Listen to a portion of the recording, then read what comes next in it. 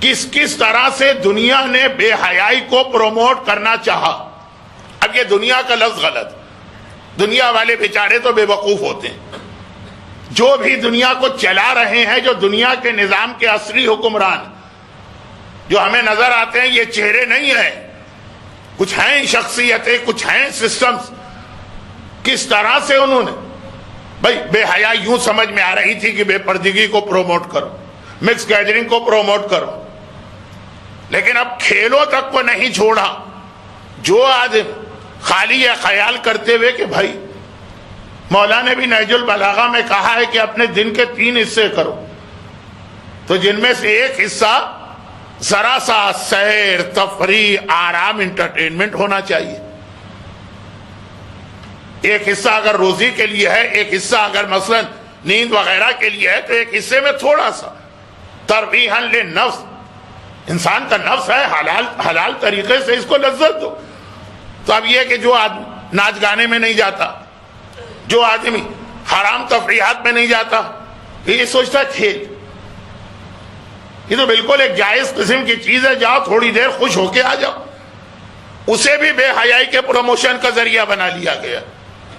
اب وہ کیا چیزیں ہوتی ہیں دیکھیں، ان کا نام تک مجھے لینا نہیں آتا ہے، نہ کبھی دیکھا ہے. سنا ہے کہ اب ان کھیلوں میں چیئر لیڈی ٹائپ کی کوئی چیز ہوتی ہے، ان کے لباس دیکھا کریں، ان کا اسٹائل دیکھا کریں. کیا تعلق ہے ان کا کھیلوں سے؟ لیکن آہستہ آہستہ اس طریقے سے بےہودگی اور بے حیائی کے وہ مناظر ہماری آنکھوں کے سامنے آ رہے ہیں کہ کھیل کے بہانے سے آدمی، اب یہ اولمپک گیمز ہوتے ہیں، بیچ والی بال کے نام سے جو اس کے اندر کھیل ہے، وہ تو ہائی سراسر بے حیائی.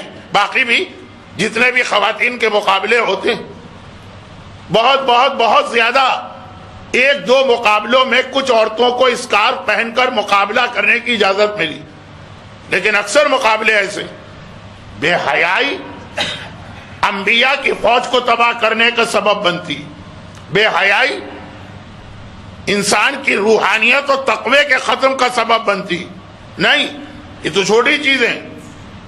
بے حیائی دین کے ختم کرنے کا سبب بنتی ہے. لا دین لمن لا حیا الا، جس کے پاس حیا نہیں ہے اس کے پاس دین ہی نہیں ہے، یعنی اسلام ختم ہو جاتا.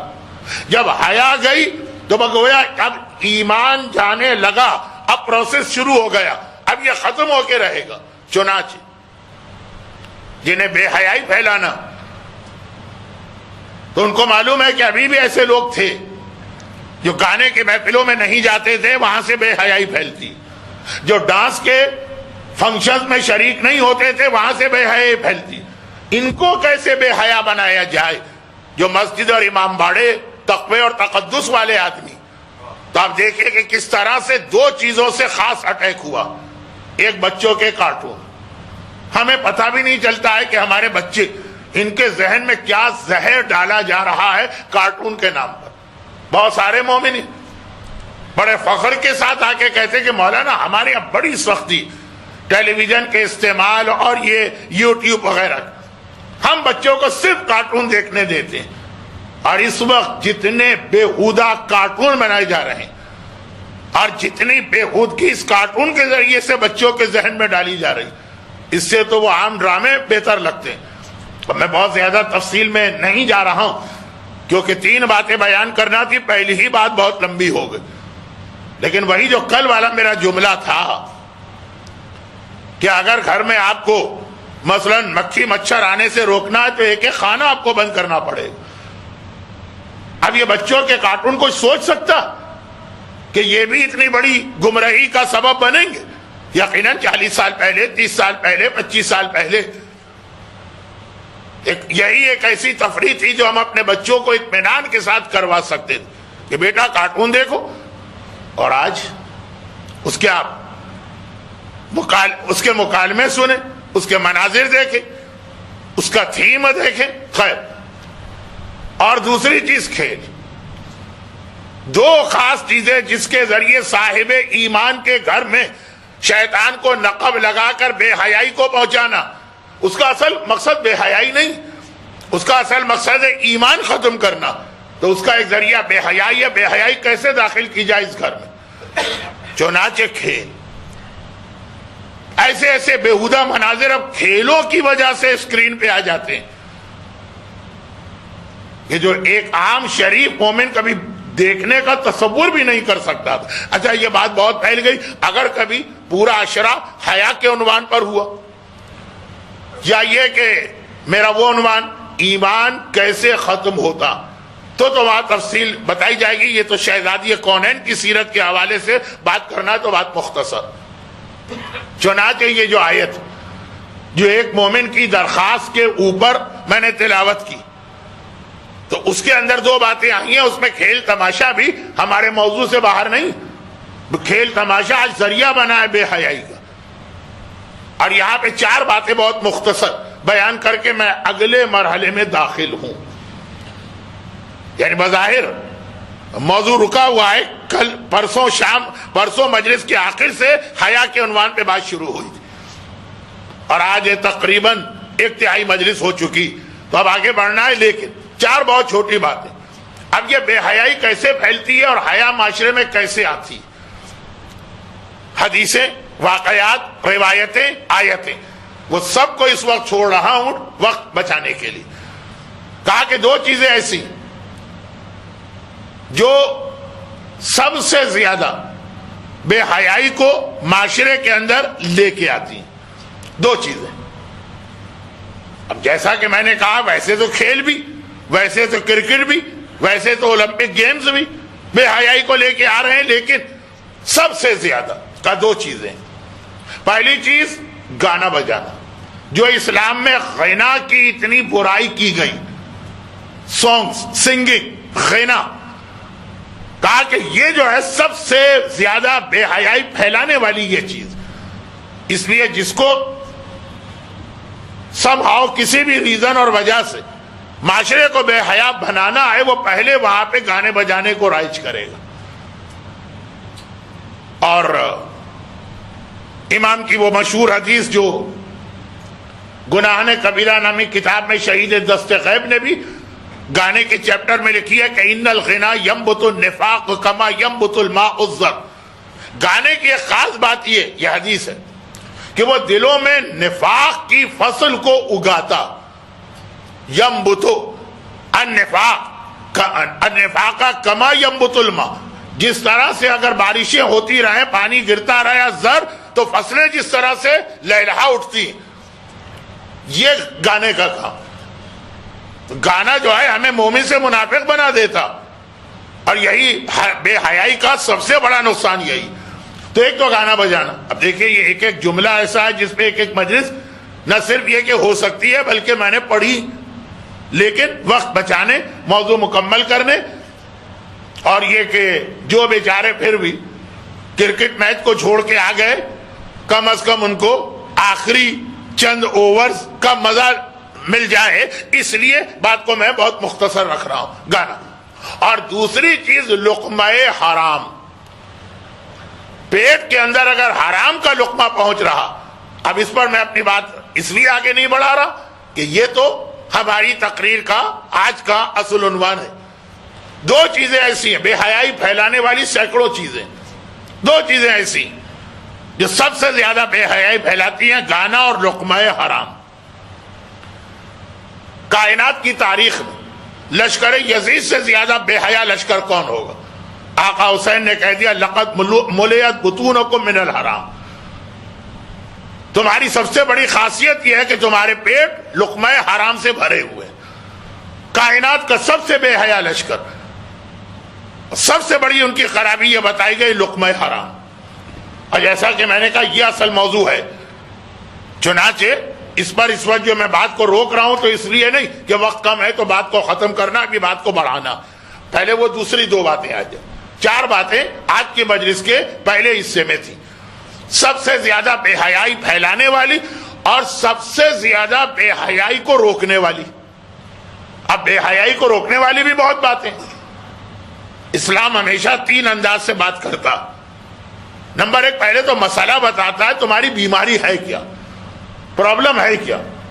کیونکہ آپ نے اکثر دیکھا ہوگا بہت سارے لوگ اس لیے مر جاتے ہیں کہ علاج تو ہوا ان کا، لیکن ڈاکٹر حضرات یہ ڈائیگنوز نہیں کر سکے کہ اصل بیماری کیا، چنانچہ وہ کچھ اور سمجھ کے علاج کرتے رہے، مر گئے۔ ایسی بیماری میں بھی مر گیا جس کی دوا ہے، جس کا علاج ہے، لیکن پہلے ڈائیگنوز تو ہونا کہ اس کا اپنا پرابلم ہے کیا۔ بہت سارے، کیونکہ ابھی میں پرسوں ہی ایک اخبار میں خبر پڑھ رہا تھا کہ فلاں مسئلہ تھا، ڈاکٹر نے دوسری تشخیص کی، دواؤں پہ دوائیں دی، پھر بھی وہ بیچاری 11 سال کی بچی مر گئی۔ تو ایک اہم سی چیز، تو اسلام پہلے تو بتاتا کہ تمہارا اصل پرابلم ہے کیا، تمہاری اصل بیماری ہے کیا۔ لیور خراب ہے، علاج گردے کا کر رہے ہیں، گردہ خراب ہے، علاج ہارٹ کا کر رہے ہیں، تو مرنا ہی مرنا۔ پھر اسلام یہ بتاتا کہ یہ خرابی آتی کیسے، کیوں، آخر یہ جو ہے، آخر یہ خرابی پیدا ہوئی تو کیوں، تاکہ علاج جب ہو جائے تو آئندہ انسان احتیاط کرے۔ اور پھر اسلام یہ بتاتا ہے کہ اس کا علاج کیا ہے، یہ آئی کیوں، اور پھر کس طریقے سے اس سے بچ سکتے ہو۔ یہ 3 چیزیں۔ تو اب یہ بے حیائی مرض، بیماری جو ایمان کا خاتمہ کر دیتی، اور بہت ساری چیزوں میں 2 اہم چیزیں ہیں جس کی وجہ سے ہم بے حیا بنتے ہیں، اہم ترین 2، باقی اور بھی چیزیں ہیں، اور 2 اہم ترین باتیں ہیں جو اس کا علاج، جو اس کی دوا۔ نمبر 1 تو کل بات آ گئی، گرچہ خود میرا دل مطمئن نہیں ہوا، اتنی سی بات، لیکن ان الصلاۃ تنہی عن الفحشاء، یہ ایک آیت کا یہ سب سے بڑا علاج ہے کہ اگر نماز پڑھو گے تو یہ بے حیائی سے تمہیں روکے گی، باقی گناہ بعد میں ہیں۔ پہلا سب سے بڑا فائدہ نماز کا، یہ نماز کوئی اس کو مختصر یا کوئی غیر اہم عبادت نہ سمجھے، بوجھ نہ سمجھے، یہ آپ کا وہ علاج ہے کہ جو اتنی پریشانیوں سے آپ کو بچانے والی۔ نمازی کو اللہ 15 برکتیں دیتا ہے، 5 دنیا میں، 5 قبر میں، 5 آخرت میں۔ بہت مشہور حدیث ہے، آج کل بہت پڑھی جانے لگی، اور ایسی بے شمار حدیثیں۔ تو یہ بہت فائدے کی چیز۔ لوگ کہتے ہیں اللہ کو ہماری نماز کی کیا ضرورت ہے؟ نہیں، اللہ کو نہیں، تمہیں تمہاری نماز کی ضرورت، یہ تمہارے فائدے کے لیے۔ فرشتے بھی تو نماز پڑھتے ہیں، وہ نماز فرشتوں کو فائدہ دیتی، یہ تو کوئی ایکسکیوز نہیں ہوا نا کہ ہم بیمار ہیں، ڈاکٹر نے ہمیں دوا دی، ہم نے کہا وہ فلاں صاحب کو کھلا دیجیے۔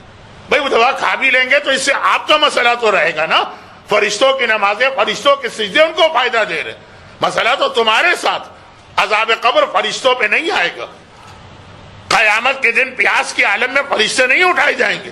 تو خیر، یہ تو وہ چند چلتے ہوئے جملے ہیں جو لوگ نماز سے بچنے کے لیے کہہ دیتے ہیں۔ اب یہ کہ عرب ممالک میں نماز کا ایک ماحول ہے تو بہت سے وہ لوگ بھی نماز پڑھ لیتے ہیں کہ جب یہ اپنے پاکستان یا انڈیا کے شہروں اور دیہاتوں میں جاتے ہیں تو مجال ہے کہ ایک نماز بھی یہ پڑھیں، تو عادت والی نماز تو چاہیے بھی نہیں، لیکن جو اصلی نماز، جس اصلی نماز کی 2 بڑی خاصیتیں تو قرآن نے بتا دی۔ فویل للمصلین، کن نمازیوں پہ قرآن نے کہا تباہی اور عذاب ہے؟ نمبر 1 ساہون، نمبر 2 یراؤن، نمبر 3 یمنعون الماعون۔ اتنا آج کے مجلس میں جو مجمع آیا وہ بہت ہی چنا ہوا فلٹرڈ قسم کا مجمع، اس لیے میں تفصیلات میں نہیں جا رہا ہوں، خالی اشارے کر رہا ہوں کہ کس نے فویل للمصلین کی آیت نہیں سنی اور اس کے حوالے سے یزید کا آرگومنٹ نہیں سنا کہ نماز نہ پڑھنا، قرآن نے تو نمازی کو برا کہا ہے، شرابی کو کہیں برا نہیں کہا۔ خیر، تو اب نماز پہلی چیز، علاج، دوا، کیسے بے حیائی کا خاتمہ کیا جائے۔ خالی بے حیائی کو کوسنے دینے سے کام نہیں چلے گا، کہا 2 بہت اہم چیزیں، نمبر 1 یہ، نمبر 2 حجاب۔ یہ جو ہمارے یہاں حجاب اور یہ جو شہزادی کی سیرت کے حوالے سے حجاب کا تصور آتا، تو حجاب پہلی چیز نہیں ہے، اصل چیز ہے بے حیائی، خاتمہ اس کا کرنا۔ اسی لیے حجاب اس کا ایک ذریعہ ہے، اصل چیز بے حیائی۔ اسی حجاب کا موضوع مرد عورت دونوں کے لیے، کیونکہ بے حیائی عورتوں میں اگر ہے تو مردوں میں بھی ہے۔ اور حجاب، میں کوشش یہی کر رہا ہوں کہ باتیں خالی ہوائی باتیں نہ ہو، بلکہ اس کی دلیلیں قرآن حدیث سے آپ تک پیش کرو۔ حجاب کا یہ والا فائدہ خود قرآن میں آیا ہے، سورہ احزاب، وہی سورہ جس میں آیا ہے درود ہے، وہی سورہ جس میں آیا ہے تطہیر ہے، وہی سورہ جس میں آیا ہے ولایت ہے، جو غدیر خم میں پیغمبر نے کہا کہ میں جس کا مولا، تو پیغمبر سب کے مولا بنے کس سے؟ وہ آیا ہے ولایت سورہ احزاب میں، اور اسی میں ہی آیت وَإِذَا سَأَلْتُمُوهُنَّ فَاسْأَلُوهُنَّ مِنْ وَرَائِ حِجَابٍ، غالباً آیت کا نمبر 53 ہے جہاں تک میرا ذہن کام کر رہا ہے۔ فَإِذَا، جب تمہیں ان سے سَأَلْتُمُوهُنَّ ان عورتوں سے کوئی چیز مانگنا ہو، فَاسْأَلُوهُنَّ مِنْ وَرَائِ حِجَابٍ، تو حجاب کے اندر سے مانگنا۔ چلیں یہ تو ایک حکم خدا ہو گئے، آگے وجہ بتائی کہ کیوں حجاب ہونا چاہیے تمہارے اور عورت کے درمیان، وجہ کیا رہی؟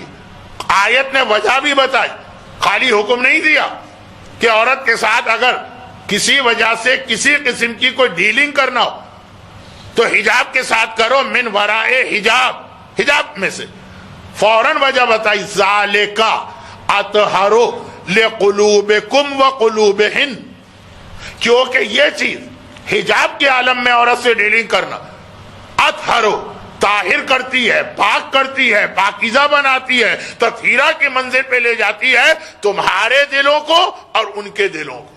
اور یہاں دیکھیں بالکل برابر سے عورت اور مرد کو رکھا گیا، جہاں وجہ آئی کہ آخر حجاب کا فائدہ کیا؟ قلوبکم، کم عربی زبان میں مردوں کے لیے اور کنہ عربی زبان میں عورتوں کے لیے، تو کہا مرد اور عورت دونوں کے دل اطہر، ایک ہوتا ہے طاہر یعنی پاک، اور ایک ہے اس کی سپرلیٹو ڈگری اطہر، سب سے زیادہ پاک، کبیر بڑا، اکبر سب سے بڑا، صغیر چھوٹا، اصغر سب سے چھوٹا، عالم علم والا، عالم سب سے زیادہ علم والا، طاہر پاک، اطہر سب سے زیادہ پاک والا۔ یہ قرآن نے کہا کہ دلوں کو سب سے زیادہ پاک کرنے والی چیز حجاب ہے، اور جہاں یہ حجاب آئے گا دل جب پاک ہو جائیں گے تو وہاں سے بے حیائی خود بخود رخصت ہوگی۔ یہ چار چیزوں پہ بڑے آرام سے خمسہ پڑھا جا سکتا ہے، لیکن جیسا کہ میں نے اپنی مجبوری بتائی، میں اس مومن کی خواہش تو پوری نہیں کر پاؤں گا، لیکن بہرحال 1 گھنٹے کا وقت تو مجھے آج اپنے آپ پہ لازم ایک پابندی عائد کرنا ہے، مصائب کے علاوہ 1.25 گھنٹے ہو ہی جائیں گے۔ تو اب 4 باتیں، 2 چیزیں بے حیائی کو پھیلاتی ہیں سب سے زیادہ، اور 2 چیزیں بے حیائی کو ختم کر کے حیا کو لے کے آتی ہیں۔ نماز بے حیائی کو ختم کر کے حیا کو لاتی ہے، اور حجاب، اور دوسری جانب غنا سب سے زیادہ بے حیائی کو پھیلاتا ہے، اور لقمہ حرام۔ زمانے کے امام نے اپنے پہلے لشکر سے بیعت لی، اور مولا نے فرمایا کہ یہ لکھ کر اپنے گھروں میں اس روایت کو آویزہ کر دینا، ہینگ کر دینا، صبح شام اٹھتے بیٹھتے آتے جاتے اس پہ نگاہ پڑ۔ اور وہ جو 3 باتیں امام نے خاص منتخب کی، پہلی بات حیا کا خیال کرنا ہے، بے حیائی نہیں چاہیے، یہ لشکر امام کو تباہ کرنے والی چیز ہے۔